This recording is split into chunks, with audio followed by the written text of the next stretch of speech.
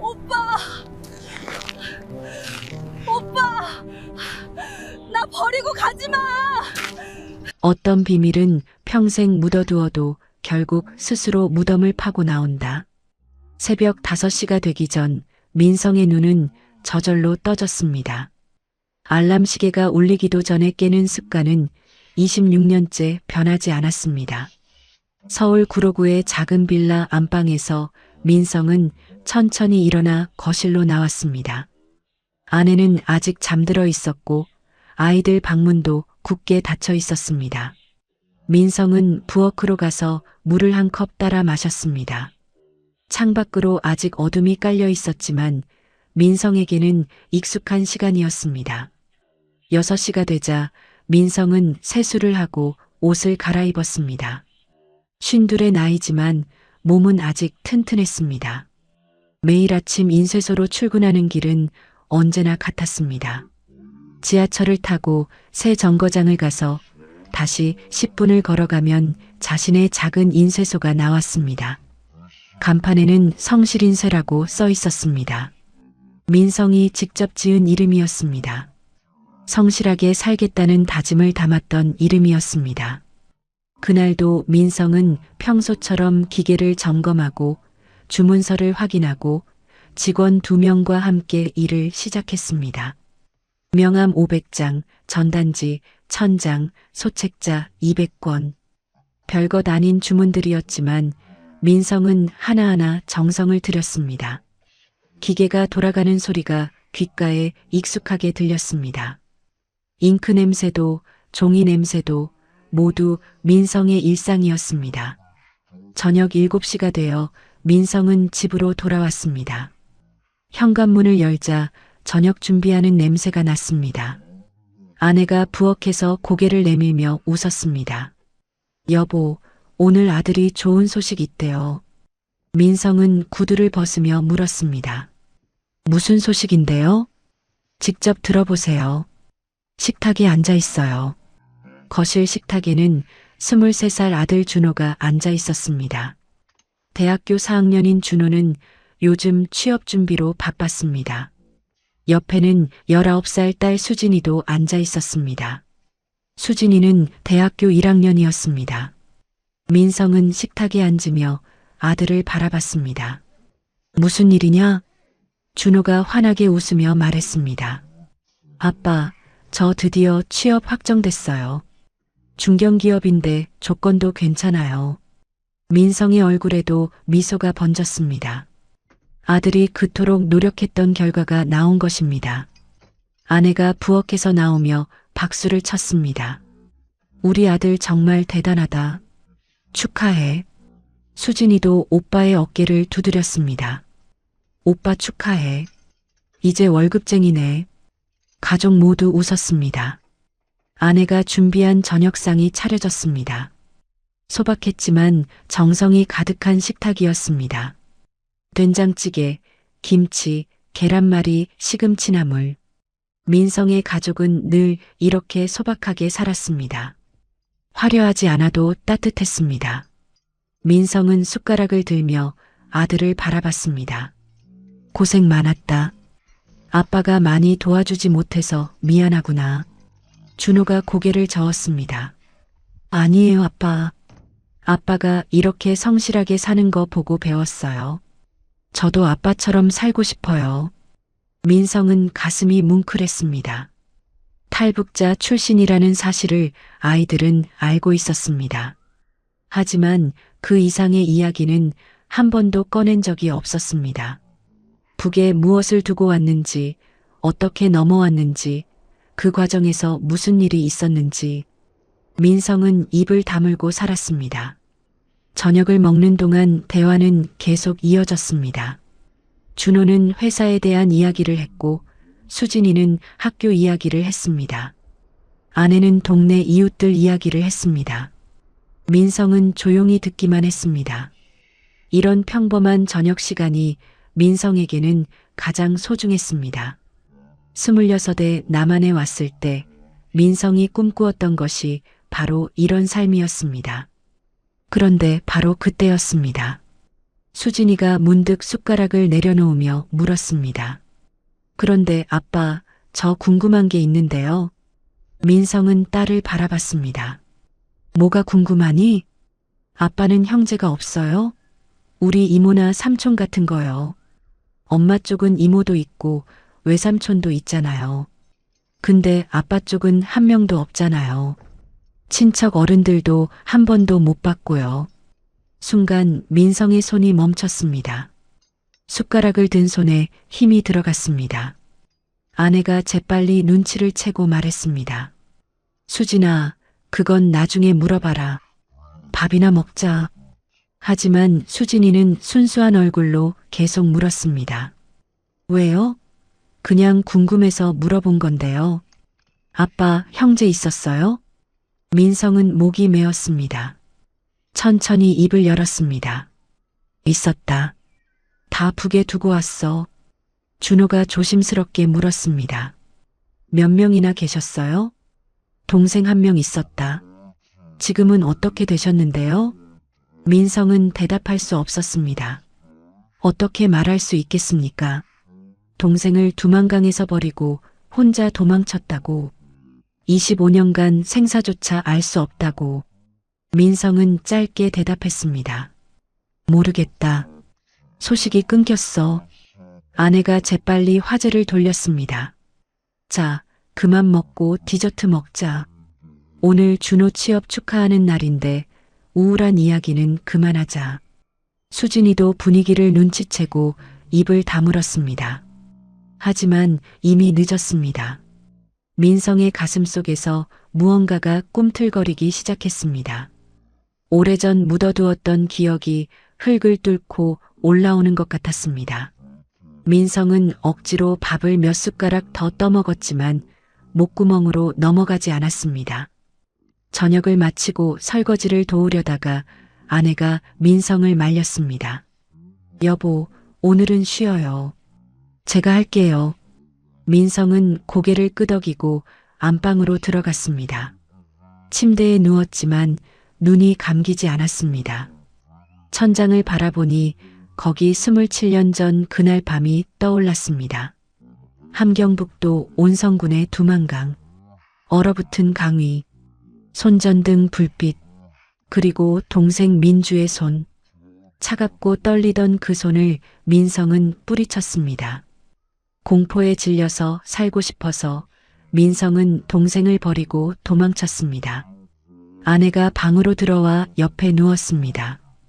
불을 끄고 조용히 물었습니다. 여보, 괜찮아요? 민성은 대답 대신 눈을 감았습니다. 아내는 더 이상 묻지 않고 등을 돌려 누웠습니다. 얼마 후 아내의 규칙적인 숨소리가 들렸습니다. 잠든 것입니다. 하지만 민성은 잠들 수 없었습니다. 심장이 빠르게 뛰었습니다. 귓가에서 동생의 목소리가 들리는 것 같았습니다. 오빠, 오빠, 외치던 그 목소리. 민성은 이불을 뒤집어 썼지만 소용없었습니다. 25년간 눌러두었던 죄책감이 딸의 무심한 질문 하나로 폭발하기 시작했습니다. 민성은 결국 침대에서 일어났습니다. 시계를 보니 밤 11시가 넘어 있었습니다. 조용히 방문을 열고 거실로 나왔습니다. 불을 켜지 않은 채 소파에 앉았습니다. 창밖으로 도시의 불빛이 희미하게 들어왔습니다. 민성은 두 손으로 얼굴을 감쌌습니다. 눈을 감자 그날 밤이 더욱 선명하게 떠올랐습니다. 26년 전 1998년 1월의 어느 추운 밤이었습니다. 함경북도 온성군의 작은 마을에서 민성과 여동생 민주는 집을 나섰습니다. 당시 민성은 25살, 민주는 21살이었습니다. 고난의 행군이라 불리던 시절, 굶주림이 온 나라를 뒤덮고 있었습니다. 부모님은 이미 2해 전에 돌아가셨습니다. 영양실조였습니다. 민성과 민주는 남매끼리 버텨왔지만 한계에 다다랐습니다. 중국으로 넘어가자는 이야기를 꺼낸 건 민성이었습니다. 같은 마을에 사는 안내인이 돈을 받고 사람들을 중국으로 넘겨주고 있었습니다. 민성은 몇 달 동안 모은 돈을 모두 쥐고 안내인을 찾아갔습니다. 안내인은 중년 남자였는데 돈을 세어보고는 고개를 끄덕였습니다. 이 돈이면 2명 데려갈 수 있소. 하지만 조건이 있소. 내 말을 절대적으로 따라야 하고 잡히면 나를 모른다고 해야 하오. 민성은 동의했습니다. 집으로 돌아와 민주에게 말했습니다.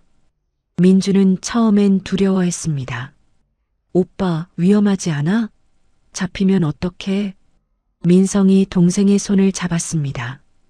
여기 남아있으면 우리 둘 다 굶어 죽어. 중국 가면 살 수 있어. 일자리도 있다고 했어. 민주는 고개를 끄덕였습니다. 오빠를 믿었습니다. 그렇게 그날 밤 남매는 안내인을 따라 두만강으로 향했습니다.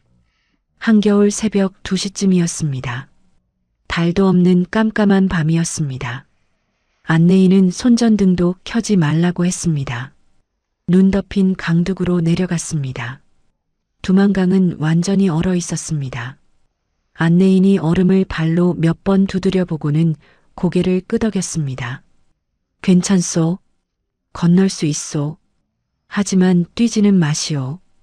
천천히 조용히 걸어야 하오. 민성이 뒤를 돌아보니 민주가 떨고 있었습니다. 추위 때문인지 두려움 때문인지 알 수 없었습니다. 민성은 동생의 손을 꽉 잡았습니다. 괜찮아. 내가 있잖아. 손 놓지 마. 민주가 작게 대답했습니다. 응, 오빠. 세 사람은 얼어붙은 강 위로 발을 내디뎠습니다.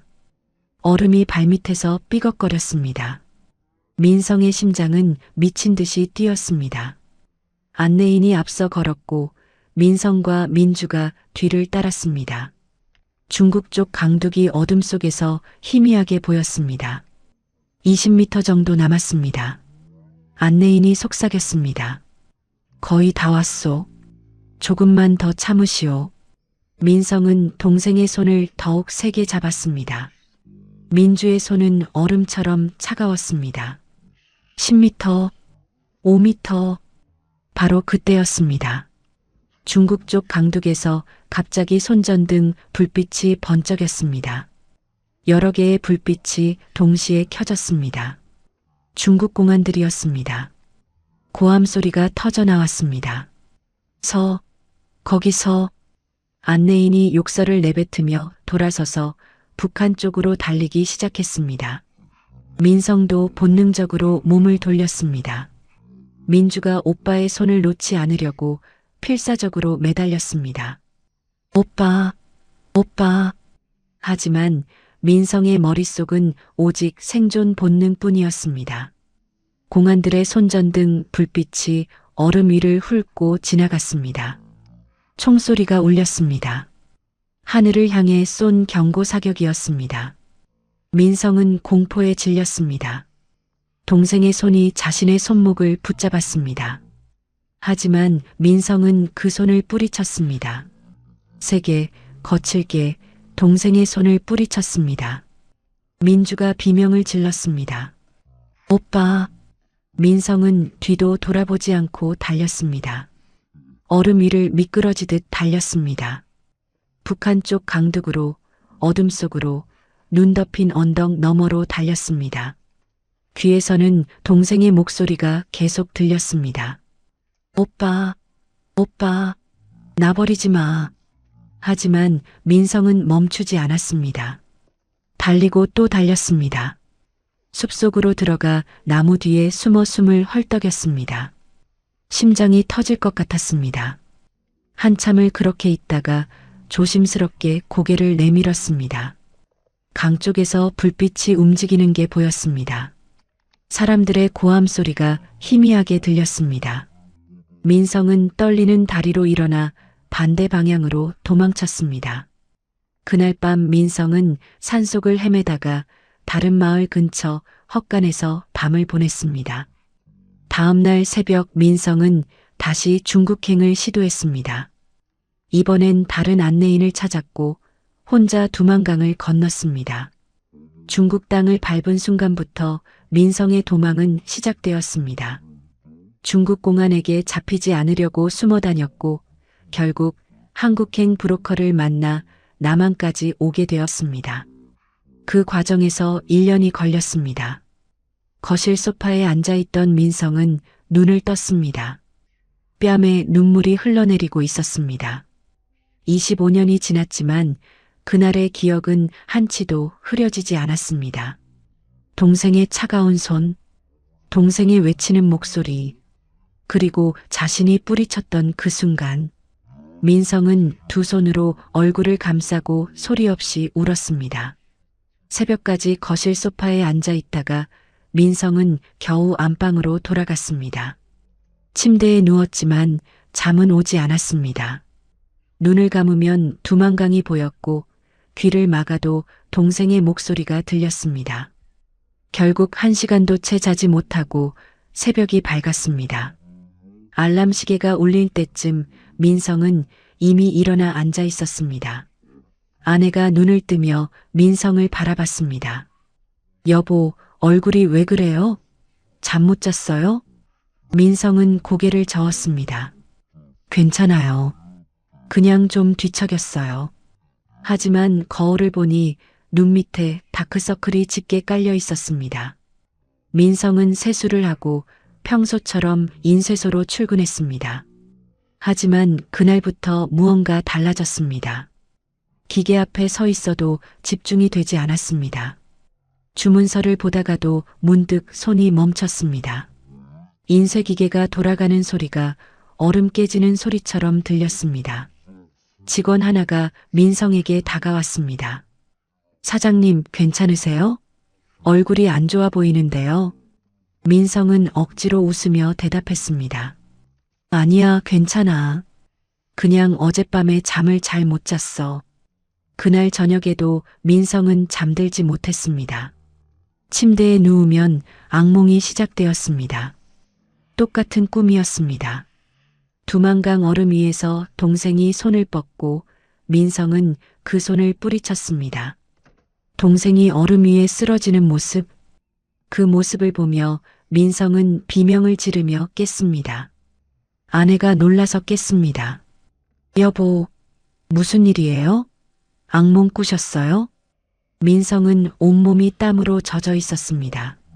숨을 헐떡이며 고개를 끄덕였습니다. 미안해요. 깨웠네요. 아내가 걱정스럽게 민성의 등을 쓰다듬었습니다. 요즘 너무 힘든 거 아니에요? 병원 한번 가보는 게 어때요? 민성은 고개를 저었습니다. 병원에 간다고 해결될 일이 아니었습니다. 25년간 묻어둔 죄책감이 이제야 터져나오는 것을 어떻게 약으로 고칠 수 있겠습니까? 민성은 다시 누웠지만 잠들 수 없었습니다. 새벽까지 천장만 바라보다가 해가 뜨고 나서야 겨우 눈을 붙였습니다. 이틀째, 사흘째, 나흘째 밤도 마찬가지였습니다.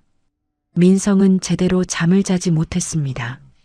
악몽에 시달리고 깨어나면 땀에 젖어 있었습니다. 낮에는 인쇄소에서 일을 했지만 실수가 잦아졌습니다. 명함 주문을 잘못 처리하기도 했고 전단지 인쇄 수량을 틀리게 찍기도 했습니다. 직원들이 수군거리기 시작했습니다. 민성도 알고 있었습니다. 자신이 이상해지고 있다는 것을. 거울 속 자신의 얼굴이 낯설었습니다. 눈은 충혈되어 있고 뺨은 움푹 들어가 있었습니다. 일주일 만에 몸무게가 몇 킬로그램이나 빠진 것 같았습니다. 아내는 매일 걱정했습니다. 저녁마다 민성에게 물었습니다. 여보, 정말 괜찮아요? 병원 가요? 네. 이러다 큰일 나요. 민성은 매번 고개를 저으며 괜찮다고 했습니다. 하지만 괜찮지 않았습니다. 일을 하다가도 갑자기 잉크 냄새가 두만강 물 냄새처럼 느껴졌습니다.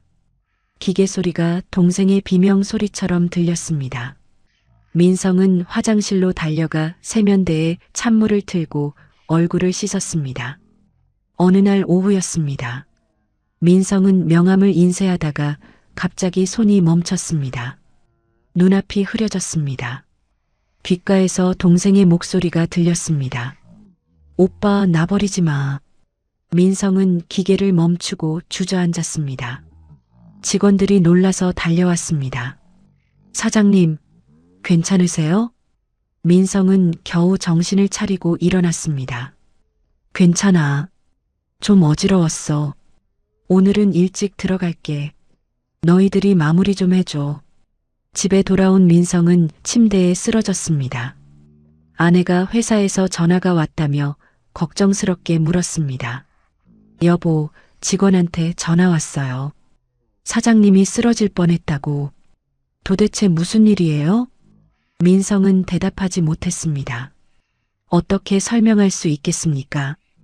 25년 전 자신이 동생을 버렸다는 것을, 그 죄책감이 이제야 자신을 무너뜨리고 있다는 것을 아내는 더 이상 참지 못하고 단호하게 말했습니다. 내일 병원 가요. 제발 좀 병원 가요. 민성은 고개를 끄덕였습니다. 하지만 병원이 아니라 다른 곳을 가야 한다는 것을 알고 있었습니다. 그날 밤 민성은 또다시 잠들지 못했습니다. 새벽 2시쯤 민성은 침대에서 일어나 거실로 나왔습니다. 컴퓨터를 켰습니다. 검색창에 탈북자 상담이라고 쳤습니다. 여러 기관이 나왔습니다. 민성은 하나씩 살펴봤습니다. 그 중에서 탈북자 심리상담센터라는 곳이 눈에 들어왔습니다. 서울 종로구에 있었습니다. 홈페이지에 들어가니 상담 예약을 할 수 있었습니다. 민성은 마우스를 잡은 손이 떨렸습니다. 25년간 한 번도 누구에게도 말하지 못했던 이야기였습니다. 아내에게도 친구에게도 누구에게도 말하지 않았습니다. 하지만 이제는 더 이상 혼자 짊어질 수 없었습니다. 이대로 가다가는 정말 무너질 것 같았습니다. 민성은 떨리는 손으로 예약 버튼을 눌렀습니다. 예약 양식이 나타났습니다. 이름, 나이, 연락처를 적었습니다. 상담 희망 일시를 고르는 칸이 있었습니다. 민성은 가장 빠른 날짜를 선택했습니다. 사흘 후 오후 2시였습니다. 제출 버튼을 누르는 순간 민성은 한숨을 크게 내쉬었습니다. 다음 날 아침 아내에게 말했습니다. 여보, 병원 갈게요. 사흘 후에 예약했어요. 아내가 안도하는 표정을 지었습니다. 다행이에요. 정말 걱정했어요. 민성은 아무 말도 하지 않았습니다. 병원이 아니라 상담센터라는 것을 굳이 말하지 않았습니다. 사흘 동안 민성은 또다시 악몽에 시달렸습니다. 하지만 이번에는 조금 다른 기분이 들었습니다. 곧 누군가에게 이야기할 수 있다는 것. 25년간 혼자 짊어졌던 짐을 조금이라도 내려놓을 수 있을지도 모른다는 것. 상담 당일 민성은 인쇄소 일을 오전에만 하고 점심때 나왔습니다. 직원들에게 병원 간다고 했습니다. 지하철을 타고 종로구로 향했습니다. 상담센터는 조용한 주택가에 있었습니다. 작은 건물 2층이었습니다. 민성은 계단을 올라가며 심장이 빠르게 뛰는 것을 느꼈습니다. 문을 열고 들어서니 따뜻한 분위기의 대기실이 나왔습니다. 접수대에 젊은 여성이 앉아 있었습니다. 예약하신 분이세요? 네, 민성이라고 예약했습니다. 네, 확인했습니다. 잠시만 대기실에서 기다려주세요. 민성은 대기실 의자에 앉았습니다. 벽에는 따뜻한 그림들이 걸려 있었습니다. 탁자 위에는 잡지들이 놓여 있었습니다. 민성은 손을 꽉 쥐고 기다렸습니다. 10분쯤 지나자 상담실 문이 열렸습니다. 40대 후반으로 보이는 여성 상담사가 나왔습니다. 민성 씨, 들어오세요. 민성은 떨리는 다리로 일어나 상담실로 들어갔습니다. 이제 25년간 묻어두었던 이야기를 꺼낼 시간이었습니다. 상담실은 생각보다 아늑했습니다. 부드러운 조명 아래 2개의 소파가 마주보고 있었고 작은 탁자 위에는 물병과 컵이 놓여 있었습니다. 상담사가 손짓으로 소파를 가리켰습니다. 편하게 앉으세요. 저는 이연주 상담사입니다. 민성은 소파에 조심스럽게 앉았습니다. 손을 무릎 위에 얹었지만 떨림이 멈추지 않았습니다. 상담사 현주는 민성 맞은편에 앉으며 부드럽게 미소 지었습니다. 긴장 많이 되시죠? 처음 오시는 분들은 다 그러세요. 천천히 편하게 이야기하시면 돼요. 민성은 고개를 끄덕였습니다. 입이 마르고 목이 메었습니다. 현주가 물을 한 잔 따라 민성 앞에 놓았습니다. 민성은 물을 한 모금 마셨습니다. 차갑고 시원한 물이 목구멍을 타고 내려갔지만 긴장은 풀리지 않았습니다. 현주가 조용히 물었습니다. 어떤 이야기를 하러 오셨어요? 민성은 입을 열려고 했지만 목소리가 나오지 않았습니다. 한참을 망설이다가 겨우 입을 열었습니다.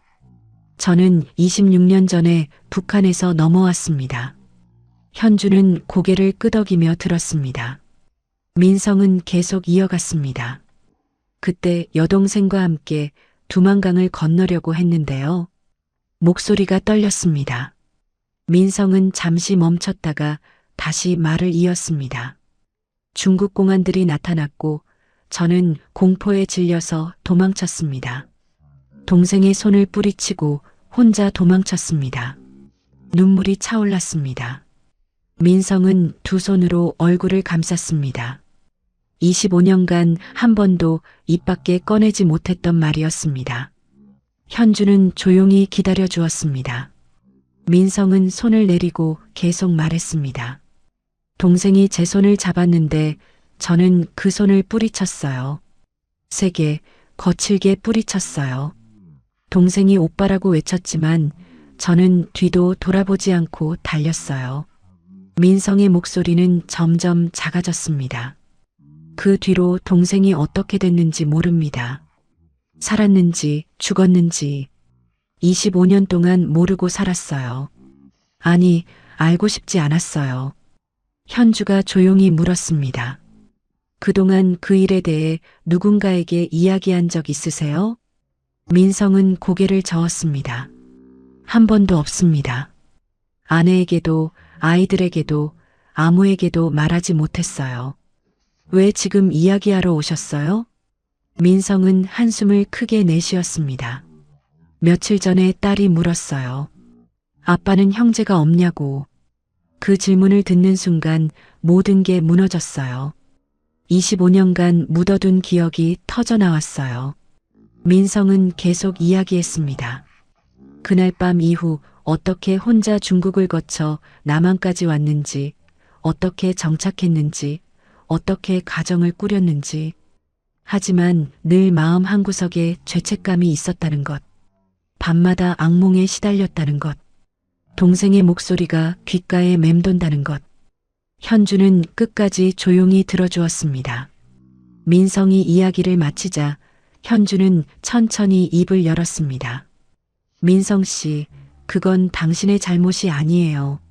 생존 본능이었어요. 누구라도 그 상황에서는 그랬을 거예요. 민성은 고개를 저었습니다. 아닙니다. 저는 오빠였어요. 동생을 지켜야 했는데 버리고 혼자 살았어요. 현주가 부드럽게 말했습니다. 용서는 타인이 아니라 자신에게서 시작됩니다. 먼저 자신을 용서해야 해요. 당신은 살아남기 위해 최선을 다했어요. 그것이 잘못이 아니에요. 민성은 현주의 말을 들으며 조금씩 진정되는 것을 느꼈습니다. 1시간 가까이 상담이 이어졌습니다. 현주는 민성에게 몇 가지 조언을 해주었습니다. 죄책감을 인정하되 그것에 짓눌리지 말 것, 가족에게 조금씩 이야기를 나눠볼 것, 필요하다면 정기적으로 상담을 받을 것. 상담이 끝나고 민성은 상담실에서 나왔습니다. 가슴이 조금 가벼워진 것 같았습니다. 25년 만에 처음으로 누군가에게 진실을 털어놓았습니다. 민성은 대기실로 나와 접수대 쪽으로 걸어갔습니다. 다음 상담 예약을 잡으려고 했습니다. 그런데 바로 그때였습니다. 대기실 의자에 앉아있던 한 중년 남성이 민성을 보더니 눈이 휘둥그레졌습니다. 남성은 40대 후반쯤으로 보였고 수척한 얼굴에 짧은 머리를 하고 있었습니다. 남성이 천천히 일어서더니 떨리는 목소리로 물었습니다. 저기 혹시 민성 씨 아니십니까? 민성은 그 남성을 처음 봤습니다. 기억나지 않았습니다. 민성은 조심스럽게 대답했습니다. 네, 제가 민성인데요. 저희가 아는 사이입니까? 남성의 눈에 눈물이 고였습니다. 손이 떨렸습니다. 남성은 한 발짝 다가오며 말했습니다. 저는 석호라고 합니다. 북에서 온 지 석 달 됐습니다. 민성은 여전히 이해하지 못했습니다. 석호라는 이름도 낯설었습니다. 석호가 목소리를 가다듬으며 계속 말했습니다. 저는 북에서 민주의 남편이었습니다. 그 순간 민성의 세상이 멈췄습니다. 머릿속이 하얘졌습니다. 민주의 남편이라니. 그 말은 곧 동생이 그날 밤 이후에도 살아있었다는 뜻이었습니다. 민성은 입을 떡 벌렸지만 말이 나오지 않았습니다. 석호가 계속 말했습니다. 저는 딸 준이와 함께 석 달 전에 탈북했습니다. 하나원에서 교육받고 지금은 정착 중입니다. 민주가 형님 이야기를 많이 했습니다. 언젠가 남쪽에 가면 꼭 찾아보고 싶었습니다.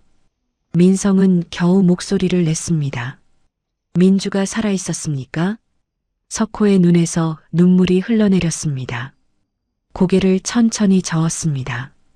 5년 전에 죽었습니다. 민성은 다리에 힘이 풀렸습니다.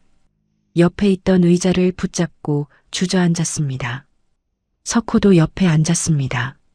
접수대 직원이 걱정스럽게 바라봤지만 두 사람은 신경 쓰지 못했습니다. 민성이 떨리는 목소리로 물었습니다. 어떻게 죽었습니까? 석호는 잠시 망설이다가 입을 열었습니다. 탄광 사고였습니다. 함경북도 무산 탄광에서요. 민성은 고개를 들었습니다. 탄광이라니. 석호가 천천히 이야기를 시작했습니다. 민주는 그날 밤 두만강에서 북한 경비대에 붙잡혔습니다. 탈북 시도자로 낙인 찍혀 무산 탄광으로 끌려갔습니다.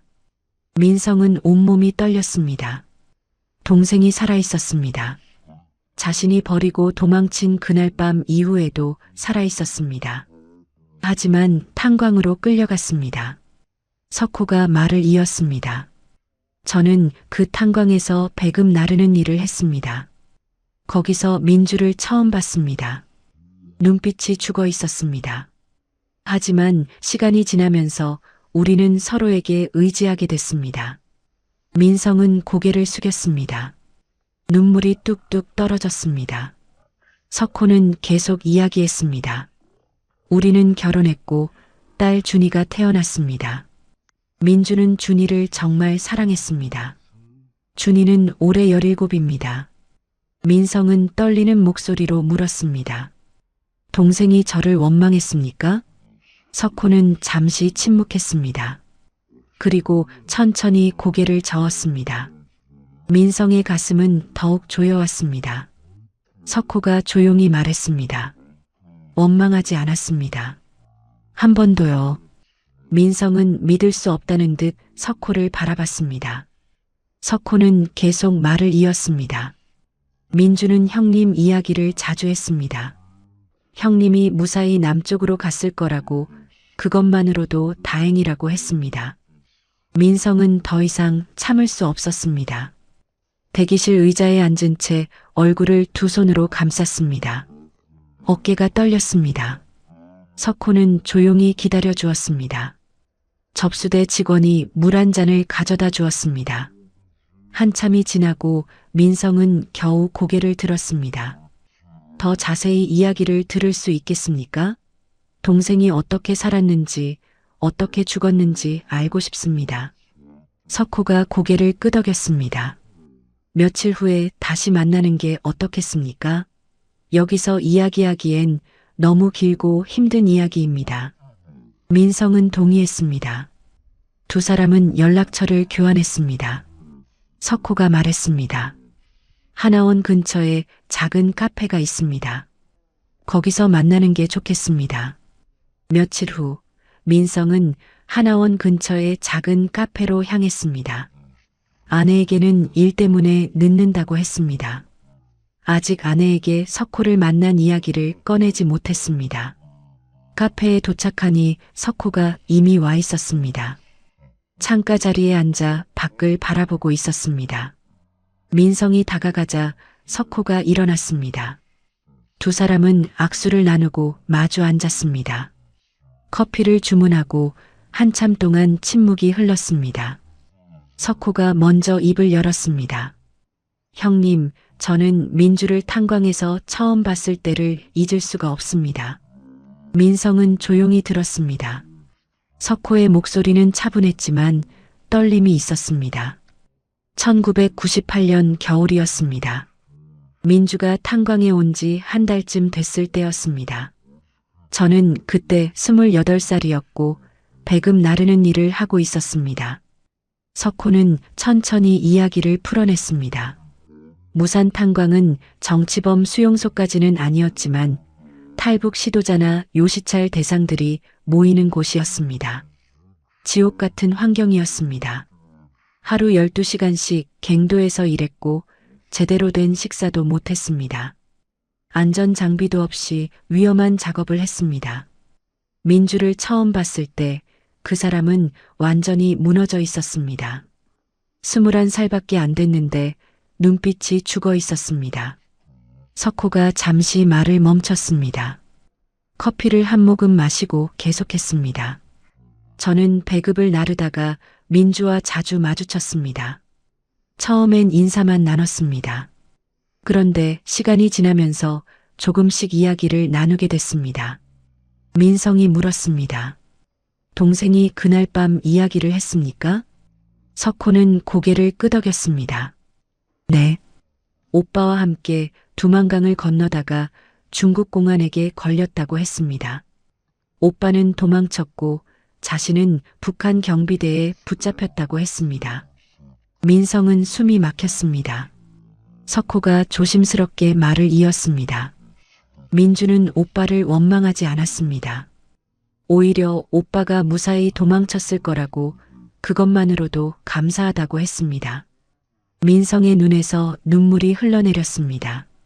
석호는 계속 이야기했습니다. 민주는 탄광에서 10년을 버텼습니다. 저와 만나고 2년쯤 지나서 우리는 결혼했습니다. 물론 정식 결혼은 아니었습니다. 그저 서로 의지하며 산다고 주변에 알렸을 뿐입니다. 석호의 얼굴에 희미한 미소가 떠올랐습니다. 준이가 태어났을 때 민주는 처음으로 웃었습니다. 진짜로 웃었습니다. 그 사람이 그렇게 행복해하는 걸 처음 봤습니다. 민성이 떨리는 목소리로 물었습니다. 준이는 어떤 아이입니까? 착하고 조용한 아이입니다. 엄마를 많이 닮았습니다. 민주는 준이에게 글을 가르쳤습니다. 탄광촌에는 제대로 된 학교가 없었지만 민주는 아이에게 읽고 쓰는 법을 가르쳤습니다. 석호는 주머니에서 낡은 사진 한 장을 꺼냈습니다. 흑백 사진이었습니다. 수척한 여성과 어린 여자아이가 함께 찍힌 사진이었습니다. 민성은 떨리는 손으로 사진을 받아들었습니다. 사진 속 여성은 민주였습니다. 26년 만에 보는 동생의 얼굴이었습니다. 이게 민주입니까? 석호가 고개를 끄덕였습니다. 네. 준이가 8살 때 찍은 사진입니다. 탄광촌에 사진사가 한 번 왔을 때 찍었습니다. 민성은 사진 속 동생의 얼굴을 오래 바라봤습니다. 수척하고 지친 얼굴이었지만 옆에 있는 딸을 바라보는 눈빛은 따뜻했습니다. 민성은 사진을 꽉 쥐고 울음을 참았습니다. 석호가 조용히 말을 이었습니다. 민주는 준이에게 자주 말했습니다. 남쪽에 삼촌이 있다고, 언젠가 만날 수 있을 거라고. 준이는 한 번도 본 적 없는 삼촌 이야기를 들으며 자랐습니다. 민성이 물었습니다. 동생은 어떻게 죽었습니까? 석호의 표정이 어두워졌습니다. 한참을 침묵하다가 천천히 입을 열었습니다. 5년 전 탄광갱도가 무너지는 사고가 있었습니다. 민주는 그날 갱도 안에서 작업 중이었습니다. 민성은 숨을 멈췄습니다. 석호는 떨리는 목소리로 계속했습니다. 갱도가 무너지면서 여러 명이 깔렸습니다. 민주는 등뼈가 부러지고 내장이 파열됐습니다. 탄광촌에는 제대로 된 병원이 없었습니다. 병원에 가지 못했습니까? 석호는 고개를 저었습니다. 탄광 당국에서 병원에 보내주지 않았습니다. 그냥 막사에 누워 있으라고 했습니다. 약도 없었고 의사도 오지 않았습니다. 민성은 주먹을 불끈 쥐었습니다. 석호가 말을 이었습니다. 저와 준이가 곁을 지켰습니다. 민주는 사흘 동안 버텼습니다. 고통스러워했지만 준이 앞에서는 웃으려고 했습니다. 석호의 눈에서 눈물이 흘러내렸습니다. 마지막 날 민주는 제 손을 잡고 말했습니다. 만약 남쪽에 가게 되면 오빠를 꼭 찾아가 달라고, 그리고 오빠에게 전해달라고 했습니다. 민성이 떨리는 목소리로 물었습니다. 무엇을 전하라고 했습니까? 석호는 민성을 똑바로 바라봤습니다. 그리고 천천히 또박또박 말했습니다.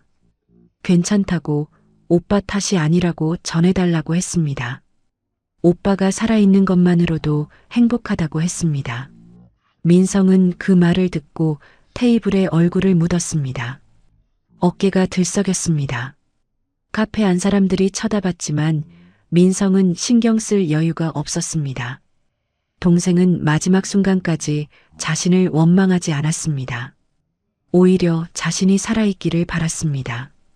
한참을 울고 난 후 민성은 고개를 들었습니다. 석호가 조용히 기다리고 있었습니다. 민성이 물었습니다. 준이는 지금 어디 있습니까? 하나원에서 교육받고 있습니다. 이번 주에 수료합니다. 그러면 정착 지원을 받아 새 생활을 시작합니다. 민성은 떨리는 목소리로 말했습니다.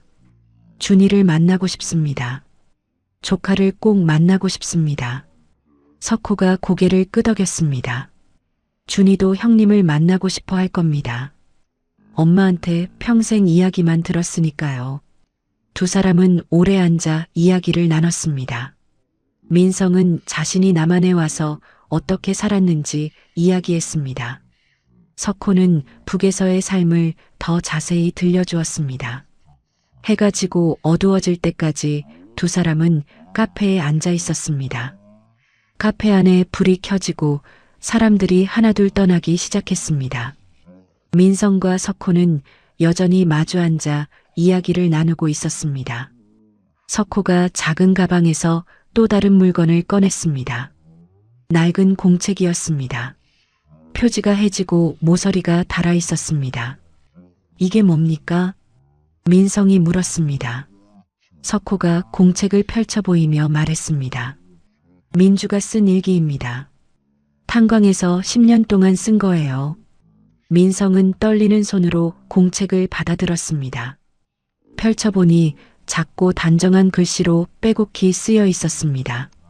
석호가 말했습니다. 종이를 구하기 어려워서 아껴가며 썼습니다. 여기 형님 이야기가 많이 나옵니다. 민성은 공책의 첫 페이지를 넘겼습니다. 1998년 겨울이라고 적혀 있었습니다.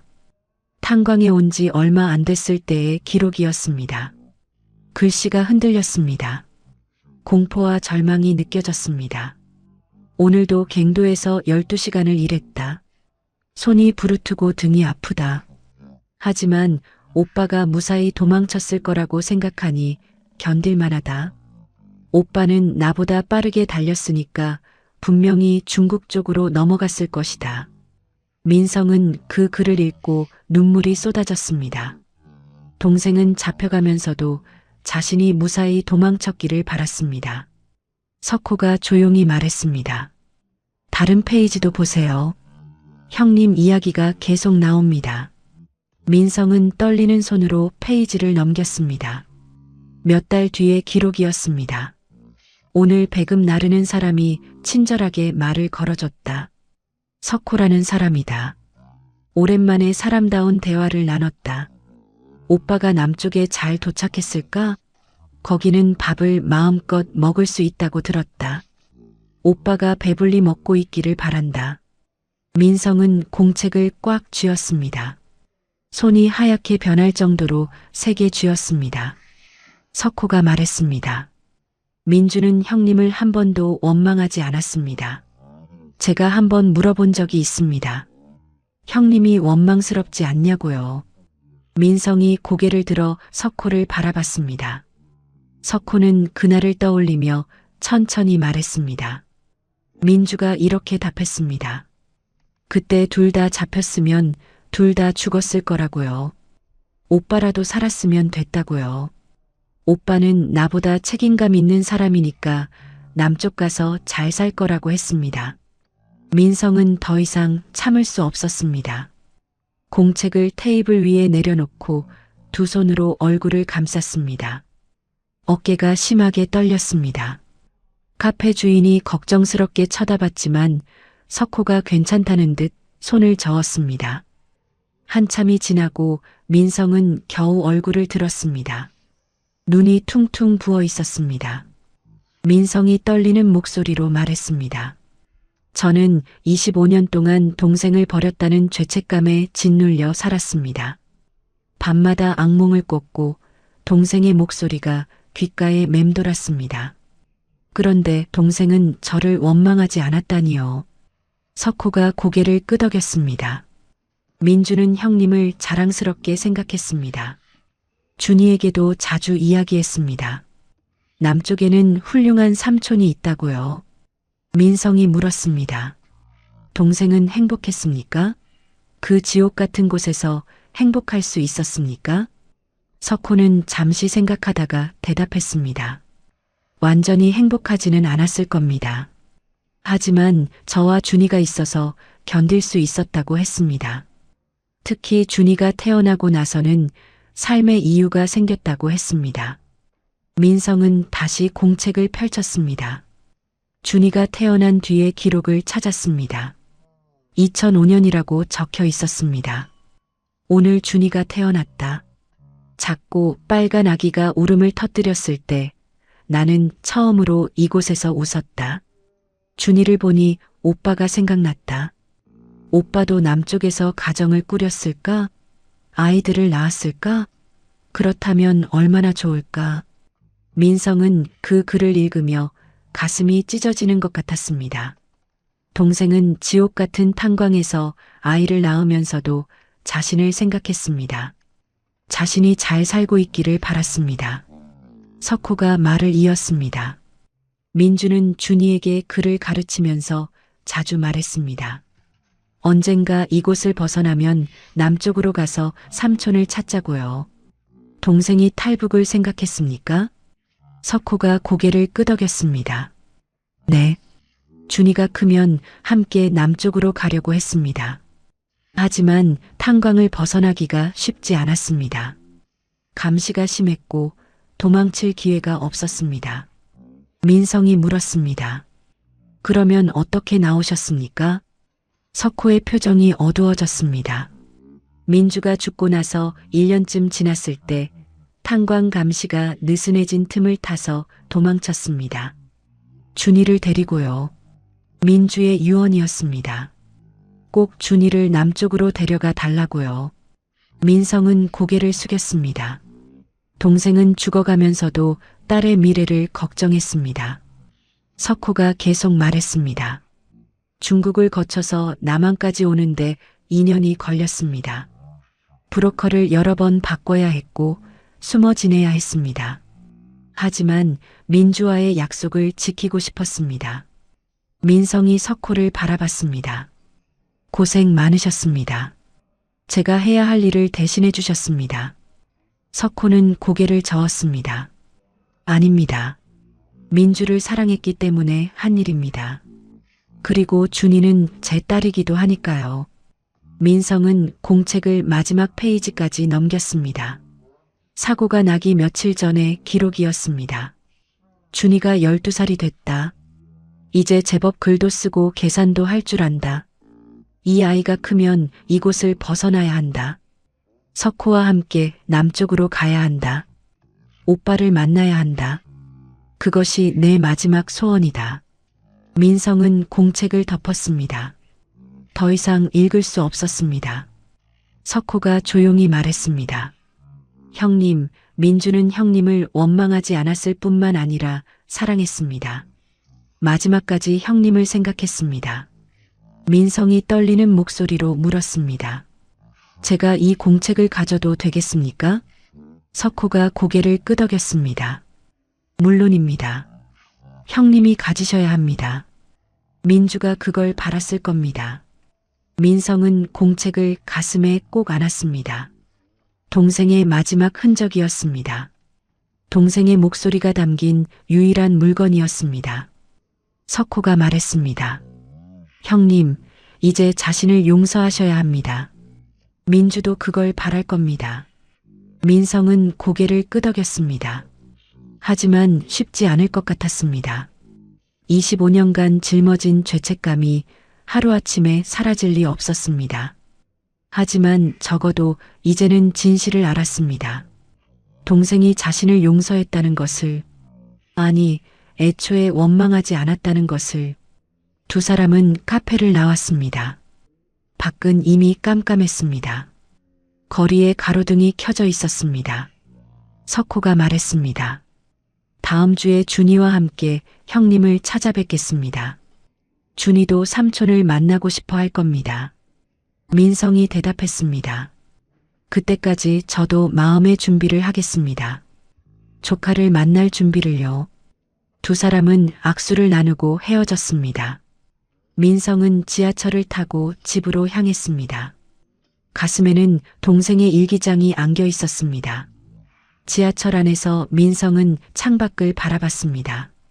어둠 속을 달리는 지하철처럼 민성의 삶도 오랫동안 어둠 속을 달려왔습니다. 하지만 이제 조금씩 빛이 보이는 것 같았습니다. 집에 도착했을 때는 밤 10시가 넘어 있었습니다. 현관문을 열자 아내가 거실에서 기다리고 있었습니다. 여보, 왜 이렇게 늦었어요? 연락도 없이요.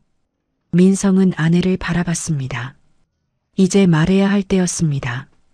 더 이상 숨길 수 없었습니다. 여보, 이야기 좀 합시다. 당신에게 꼭 해야 할 이야기가 있어요. 아내는 민성의 심각한 표정을 보고 불안한 얼굴이 됐습니다. 소파에 앉으며 조심스럽게 물었습니다. 무슨 일이에요? 병원에서 안 좋은 소식 들었어요? 민성은 고개를 저었습니다. 아내 옆에 앉아 한참을 망설였습니다. 어디서부터 어떻게 시작해야 할지 알 수 없었습니다. 민성은 가슴에 안고 있던 낡은 공책을 꺼내 테이블 위에 놓았습니다. 이게 뭐예요? 아내가 공책을 바라보며 물었습니다. 민성은 천천히 입을 열었습니다. 제 동생의 일기장입니다. 아내의 눈이 커졌습니다. 동생요? 북에 두고 온 동생 말이에요?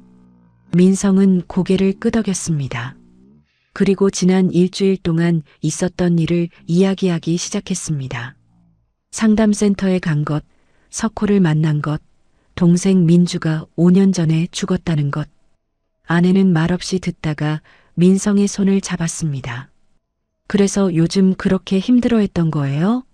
민성은 대답 대신 눈물을 흘렸습니다. 그리고 더 깊은 이야기를 꺼냈습니다.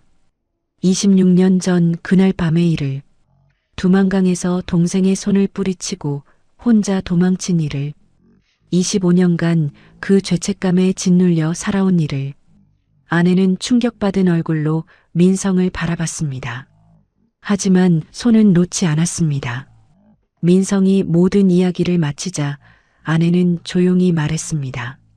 여보, 당신 잘못이 아니에요. 살기 위해서 한 거잖아요. 민성은 고개를 저었습니다. 아니에요. 저는 오빠였어요. 동생을 지켜야 했는데 버렸어요.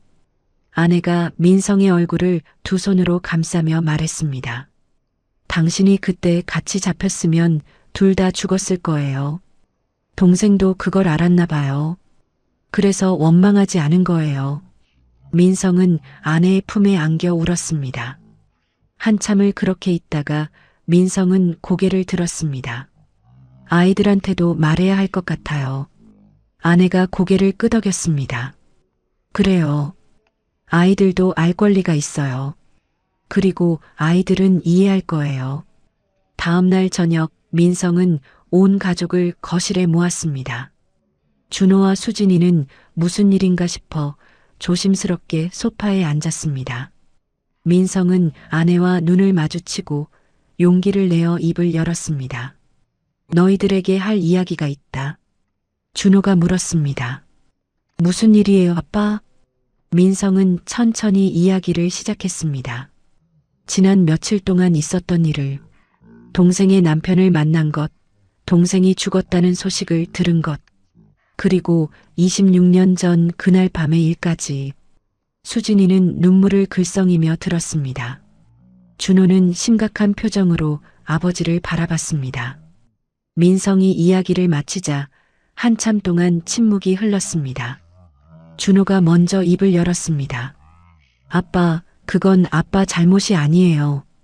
누구라도 그랬을 거예요. 수진이가 아버지에게 다가와 안기며 말했습니다. 아빠, 괜찮아요.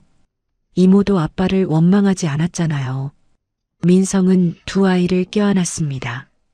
아내도 옆에서 가족을 껴안았습니다. 네 사람은 한참을 그렇게 안고 있었습니다. 민성은 가슴이 따뜻해지는 것을 느꼈습니다. 한참 후 준호가 물었습니다.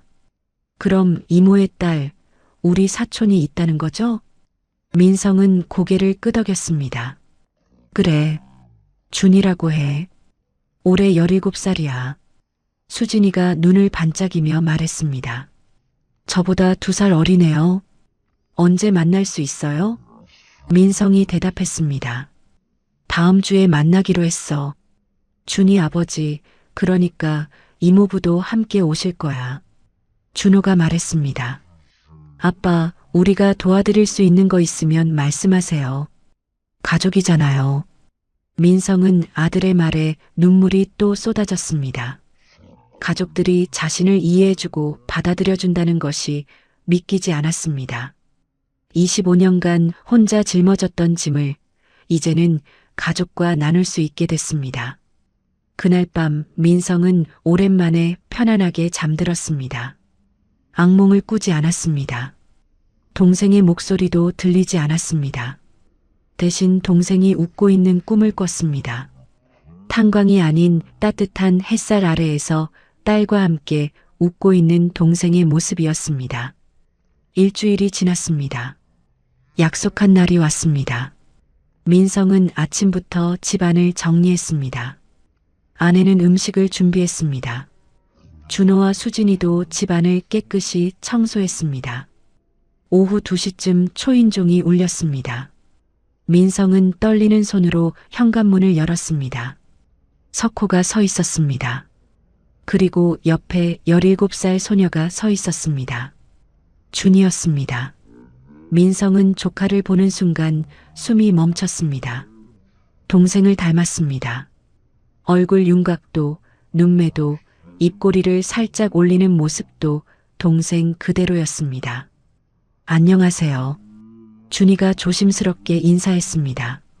민성은 목이 메어 대답할 수 없었습니다. 한참을 그렇게 서 있다가 겨우 입을 열었습니다. 준이구나. 삼촌이야. 어서 들어오렴. 석호와 준이가 집 안으로 들어왔습니다. 거실에는 민성의 가족이 기다리고 있었습니다. 아내가 먼저 다가가 준이의 손을 잡았습니다. 준이야, 나는 내 이모야. 어서 와. 수진이도 다가가 준이에게 말을 걸었습니다. 나는 수진이야. 우리 사촌이구나. 반가워. 준호도 인사했습니다. 나는 준호야. 오빠라고 불러도 돼. 준이는 처음엔 어색해했지만 점점 표정이 밝아졌습니다. 모두 소파에 앉아 이야기를 나눴습니다. 석호가 북에서의 삶을 이야기했고 민성은 남한에서의 삶을 이야기했습니다. 준이는 조용히 듣다가 가끔 질문을 했습니다. 한참 후 민성은 준이를 따로 불렀습니다. 둘은 베란다로 나갔습니다. 민성은 준이 앞에 서서 깊이 고개를 숙였습니다. 준이야, 삼촌이 미안하다. 내 엄마를 지키지 못했어. 준이는 잠시 아무 말도 하지 못했습니다. 눈에 눈물이 고였습니다. 그러다가 작은 목소리로 말했습니다. 삼촌, 엄마가 그러셨어요. 삼촌 탓이 아니라고요.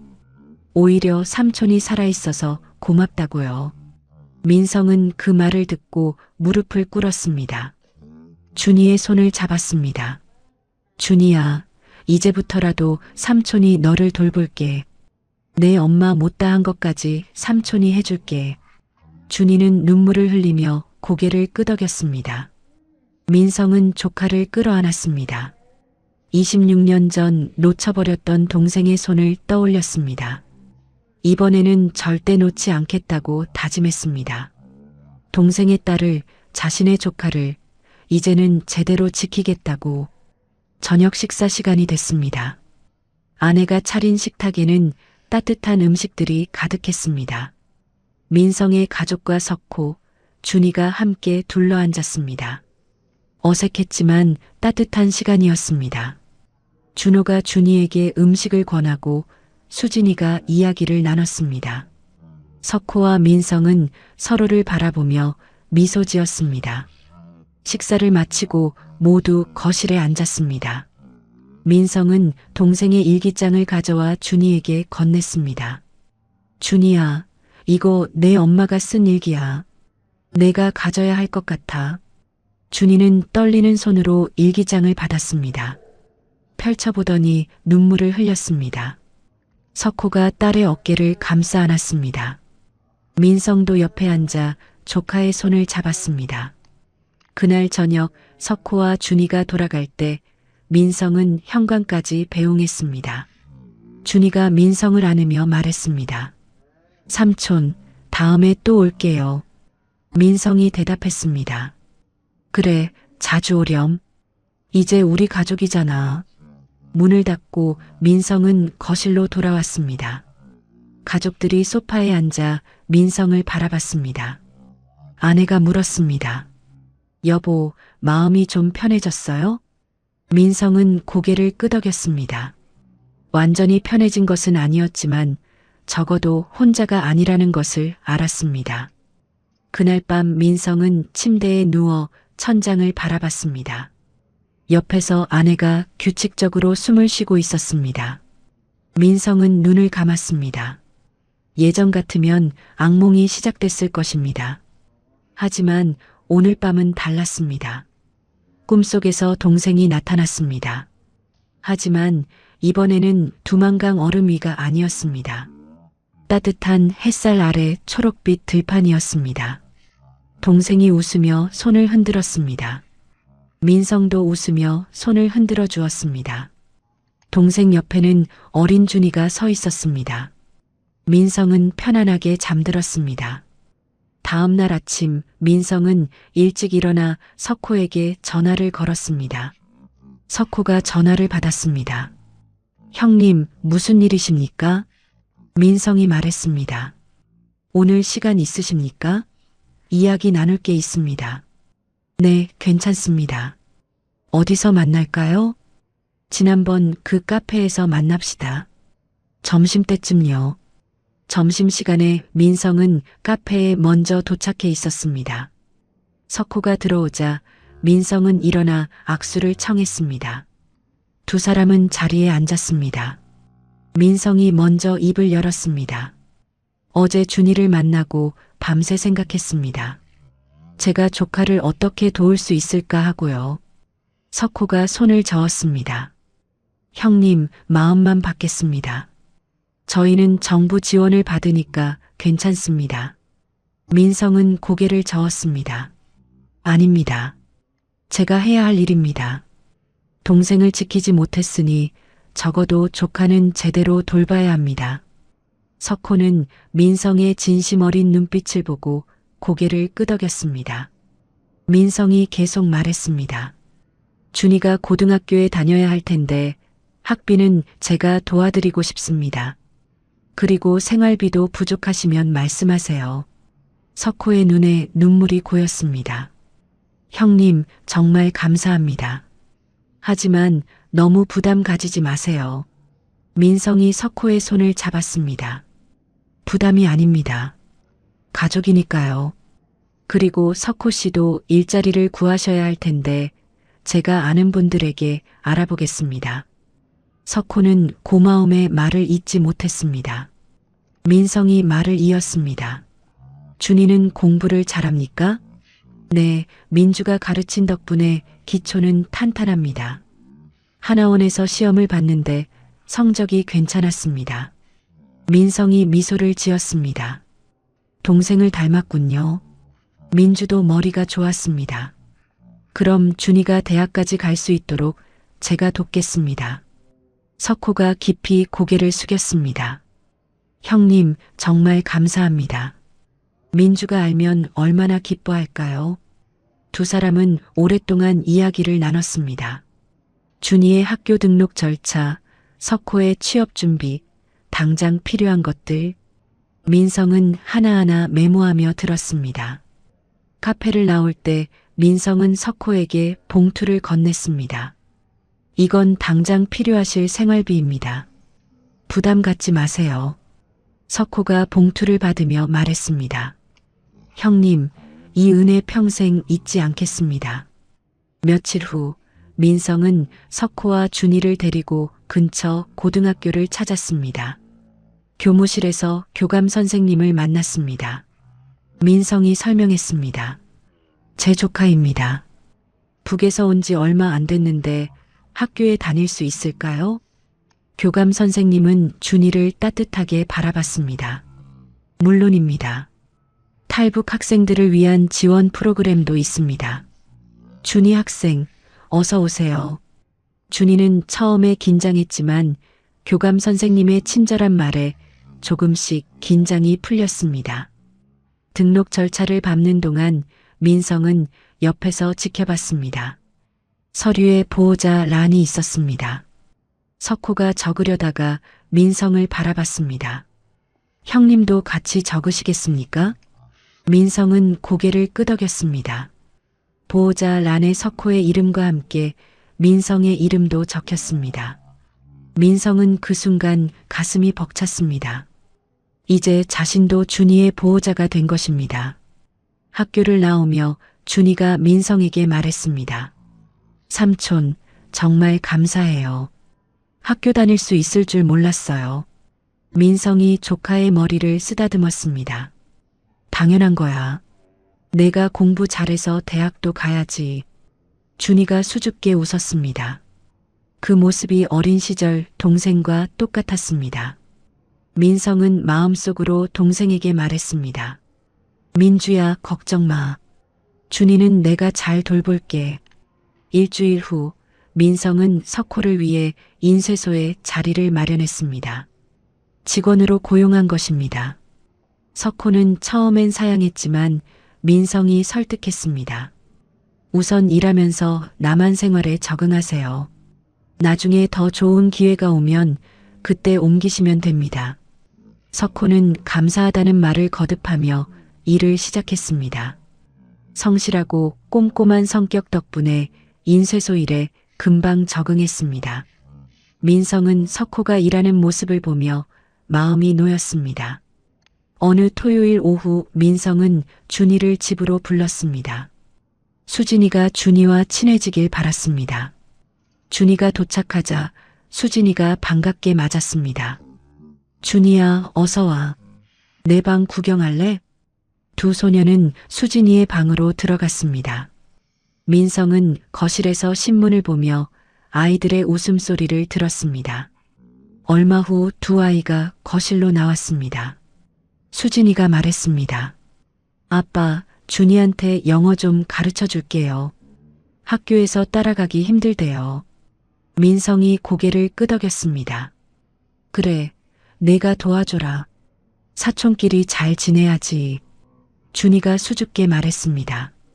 삼촌, 제가 패가 많이 되는 것 같아요. 민성이 준이를 바라보며 말했습니다. 무슨 소리야? 가족인데 패가 무슨 패야? 편하게 생각해. 저녁 식사 시간에 온 가족이 둘러앉았습니다. 아내가 준비한 음식을 먹으며 준호가 준이에게 물었습니다. 준이야, 학교 생활은 어때? 친구들은 잘 사귀고 있어? 준이가 대답했습니다. 아직은 조금 어색해요. 하지만 다들 친절하게 대해줘요. 수진이가 말했습니다. 당연하지. 우리 준이 착하잖아. 금방 친해질 거야. 민성은 아이들의 대화를 들으며 흐뭇하게 웃었습니다. 이제 가족이 하나 더 늘었습니다. 동생의 딸이 자신의 가족이 됐습니다. 석호도 가족이 됐습니다. 민성은 이것이 동생이 바라던 일이라고 생각했습니다. 식사를 마치고 준이가 돌아간 후 민성은 아내와 함께 설거지를 했습니다. 아내가 말했습니다. 여보, 요즘 표정이 많이 밝아졌어요. 전보다 훨씬 편해 보여요. 민성이 고개를 끄덕였습니다. 그런 것 같아요. 25년간 짊어진 짐을 조금씩 내려놓는 기분이에요. 아내가 민성의 손을 잡았습니다. 잘하고 있어요. 동생도 하늘에서 기뻐하실 거예요. 민성은 창밖을 바라봤습니다. 어둠이 깔린 하늘에 별들이 반짝이고 있었습니다. 민성은 마음속으로 동생에게 말했습니다. 민주야, 준이는 잘 크고 있어. 걱정하지 마. 오빠가 책임질게. 그날 밤 민성은 동생의 일기장을 다시 펼쳤습니다. 마지막 페이지를 읽었습니다. 오빠를 만나는 것이 내 마지막 소원이다. 민성은 일기장을 가슴에 안았습니다. 동생은 오빠를 만나지 못하고 죽었습니다. 하지만 동생의 딸은 삼촌을 만났습니다. 그것만으로도 동생의 소원이 조금은 이루어진 것이 아닐까? 민성은 그렇게 생각하며 눈을 감았습니다. 2달이 흘렀습니다. 준이는 학교에 잘 적응하고 있었습니다. 성적도 반에서 상위권이었습니다. 석호 씨는 인쇄소 일에 완전히 익숙해졌고 민성의 든든한 오른팔이 되어 주었습니다. 주말마다 준이는 민성의 집을 찾았고 수진이와 자매처럼 가까워졌습니다. 어느 가을날 저녁 민성은 석호 씨에게 전화를 걸었습니다. 석호 씨, 내일 시간 좀 내주실 수 있습니까? 네, 형님. 무슨 일이십니까? 민성이 조심스럽게 말했습니다. 민주를 위한 위패를 만들었습니다. 경기도에 있는 납골 땅에 안치하려고 하는데 함께 가주시겠습니까? 전화기 너머로 석호 씨의 숨소리가 들렸습니다. 한참 후 석호 씨가 떨리는 목소리로 대답했습니다. 형님, 감사합니다. 제가 하고 싶었던 일인데 형님께서 먼저 해주시니 정말 감사합니다. 다음 날 오전 민성의 가족과 석호 씨, 준이가 함께 차를 타고 경기도로 향했습니다. 납골 땅은 조용한 산기슭에 있었습니다. 단풍이 아름답게 물든 길을 따라 올라갔습니다. 납골 땅에 도착하자 관리인이 안내했습니다. 민성이 미리 준비한 위패가 작은 제단에 놓여 있었습니다. 사랑하는 여동생 민주의 영전해라고 새겨진 위패였습니다. 석호 씨와 준이는 위패를 보는 순간 눈물을 흘렸습니다. 민성도 눈시울이 붉어졌습니다. 민성의 아내가 준비한 제사 음식을 제단에 차렸습니다. 과일, 나물, 전, 밥과 국. 소박하지만 정성스러운 상이었습니다. 모두 위패 앞에 무릎을 꿇었습니다. 민성이 먼저 절을 올렸습니다. 고개를 숙이며 마음속으로 동생에게 말했습니다. 민주야, 오빠다. 26년 만에 이렇게라도 너를 보게 됐구나. 미안해. 그리고 고마워. 오빠를 용서해줘서. 준이는 오빠가 잘 돌볼게. 약속한다. 민성이 절을 마치고 일어서자 아내가 절을 올렸습니다. 그 다음 준호와 수진이가 절을 올렸습니다. 석호 씨가 절을 올릴 때는 오랫동안 고개를 숙이고 있었습니다. 어깨가 떨렸습니다.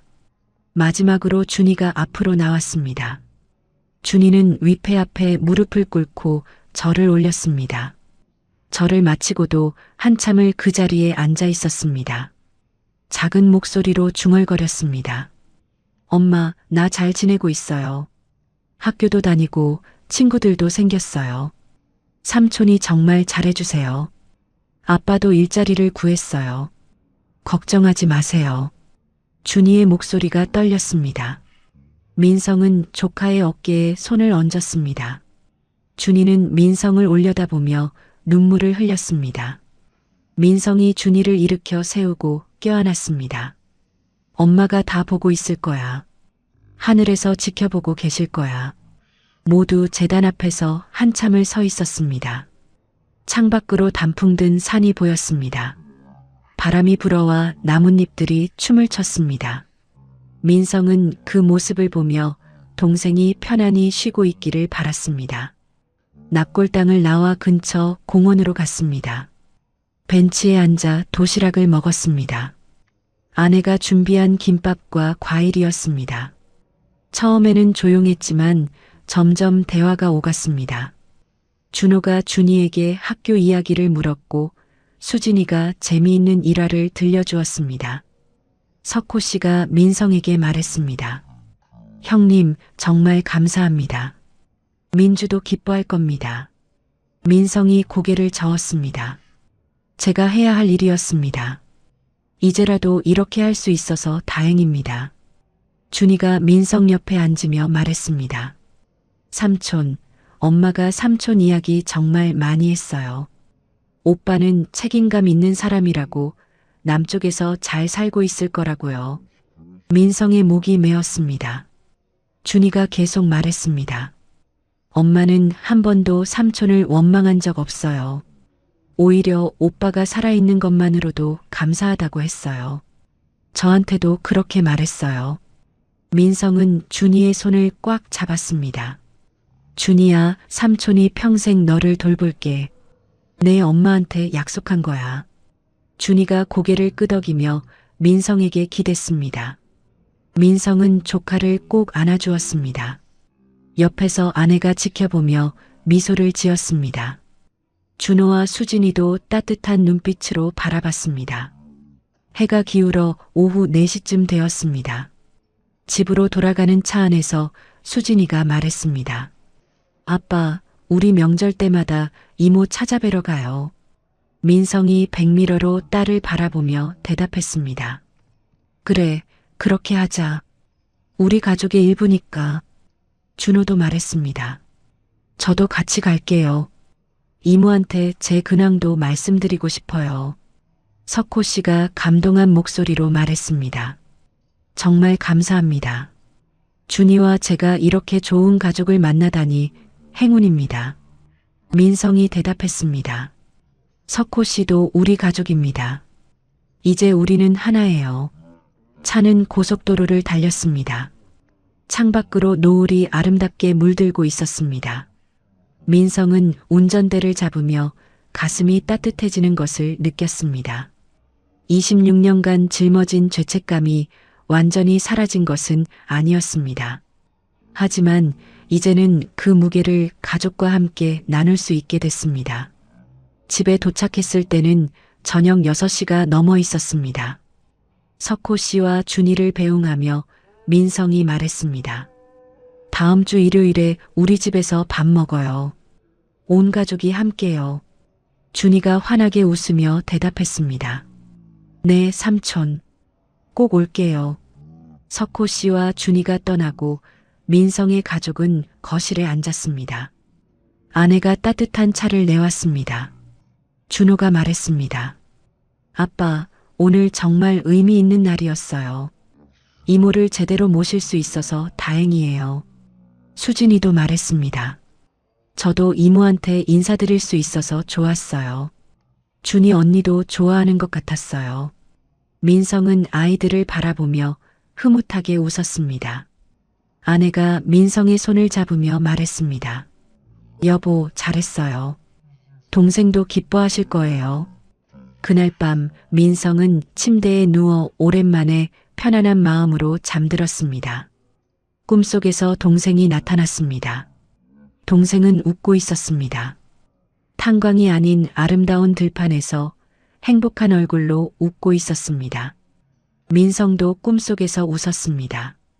일주일 후 일요일, 약속대로 석호 씨와 준이가 민성의 집을 찾았습니다. 아내가 푸짐한 점심을 준비했습니다. 김치찌개, 불고기, 나물 반찬들. 온 가족이 식탁에 둘러앉았습니다.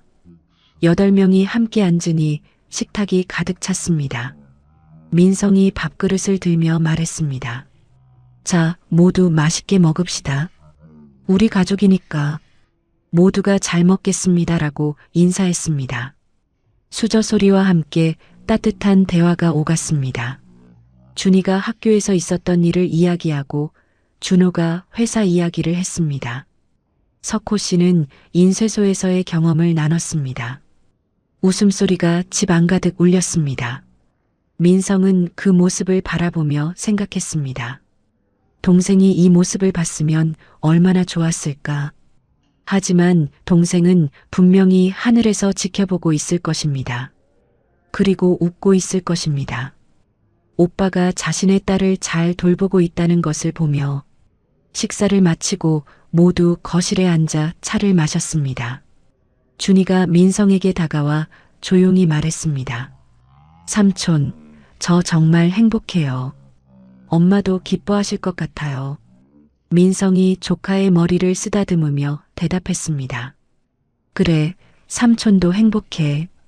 내가 있어서 더 행복해. 그날 오후 민성의 집은 웃음과 따뜻함으로 가득 찼습니다. 1년이 흘렀습니다.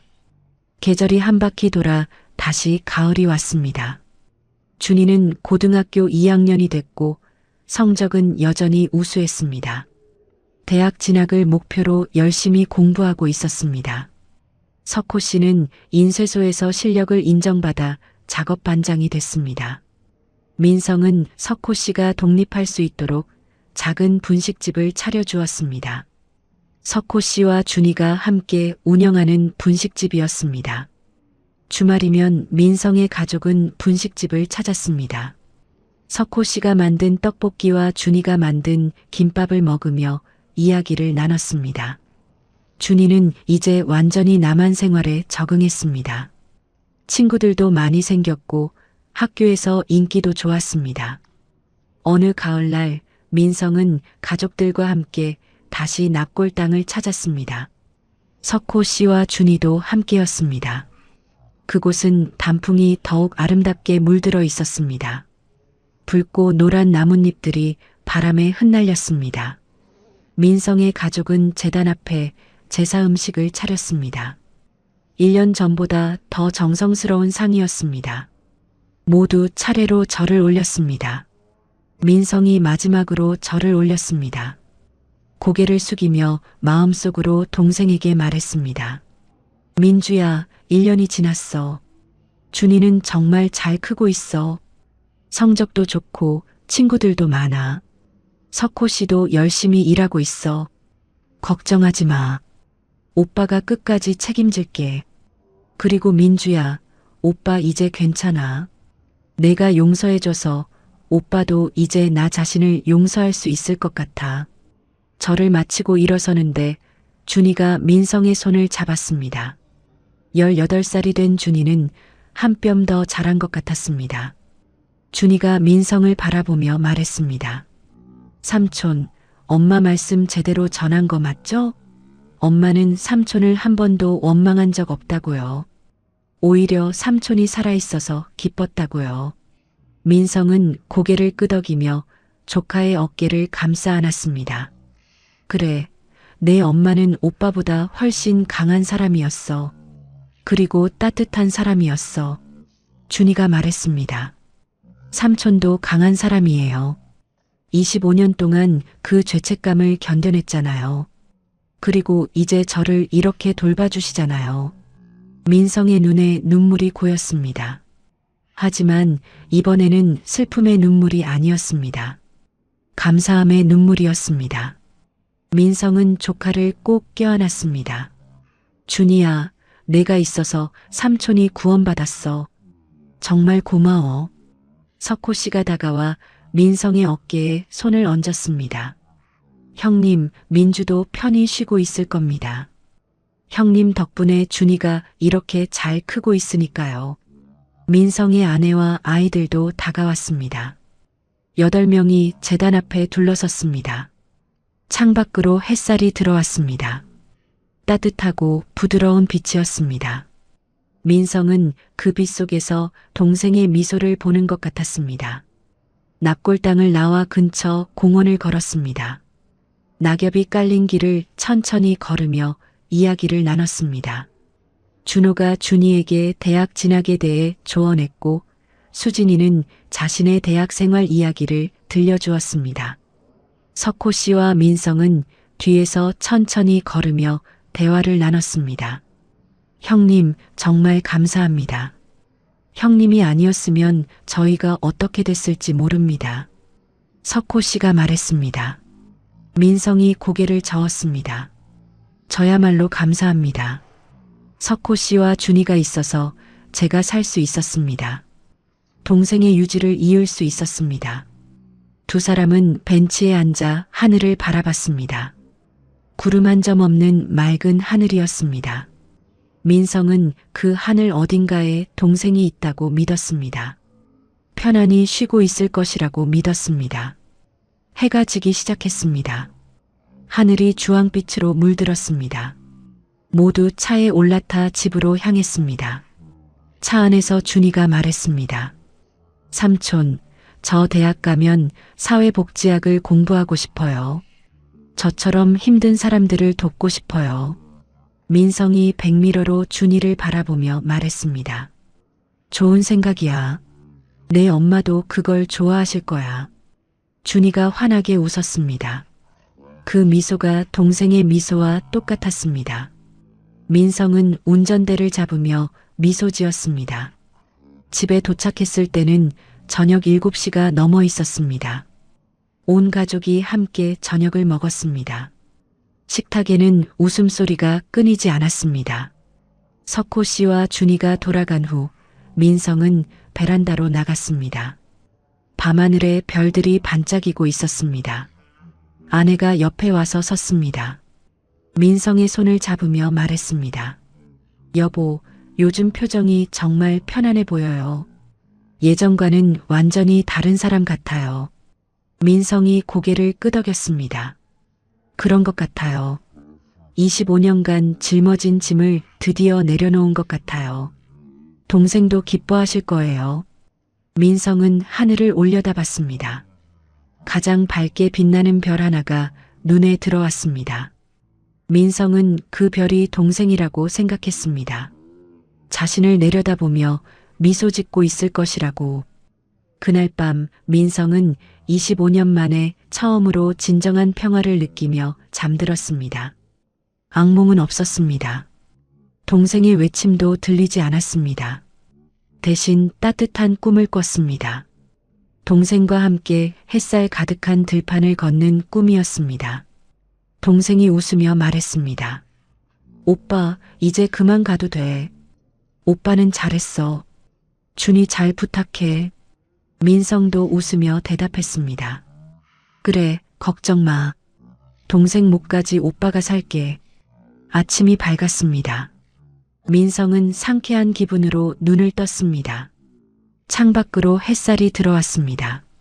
새로운 하루가 시작됐습니다. 민성은 침대에서 일어나 창문을 열었습니다. 가을바람이 시원하게 불어왔습니다. 민성은 깊이 숨을 들이마셨습니다. 그리고 작게 중얼거렸습니다. 민주야, 고마워. 오빠 용서해줘서. 이제 오빠도 살아갈게. 동생 목까지. 거실로 나오니 아내가 아침을 준비하고 있었습니다. 준호와 수진이도 일어나 식탁에 앉아 있었습니다. 평범한 아침이었습니다. 하지만 민성에게는 특별한 아침이었습니다. 더 이상 죄책감에 짓눌리지 않는 아침이었습니다. 민성은 가족과 함께 아침을 먹으며 생각했습니다.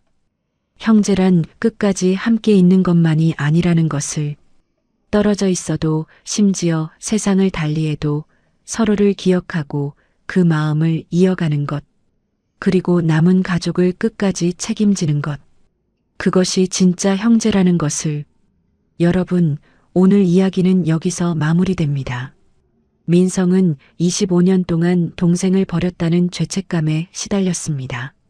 하지만 동생은 오빠를 한 번도 원망하지 않았습니다. 오히려 오빠가 살아있는 것만으로도 감사했습니다. 그리고 그 마음은 딸 준이를 통해 민성에게 전해졌습니다. 우리는 살면서 많은 선택을 합니다. 그 중에는 후회되는 선택도 있고 평생 짊어지고 가야 할 무게도 있습니다. 하지만 중요한 것은 그 무게를 혼자 짊어지는 것이 아니라 용서를 구하고 용서를 받으며 그리고 스스로를 용서하는 것입니다. 민성은 동생의 용서를 통해 자신을 용서할 수 있었습니다. 그리고 조카 준이를 돌보며 동생의 유지를 이어갈 수 있었습니다. 형제란 함께 있는 것만이 아닙니다. 서로를 기억하고 그 사랑을 다음 세대로 이어가는 것입니다. 오늘 이야기가 여러분의 마음에 작은 위로가 되었기를 바랍니다. 혹시 여러분도 누군가에게 용서를 구하지 못하고 있다면 오늘 용기를 내보시는 건 어떨까요? 그리고 스스로를 용서하지 못하고 있다면 이제는 그 짐을 내려놓으셔도 됩니다. 이 채널이 여러분께 작은 힐링이 되고 있다면 구독과 좋아요 부탁드립니다. 그리고 댓글로 여러분의 이야기도 들려주세요. 다음에도 더 좋은 이야기로 찾아뵙겠습니다. 감사합니다.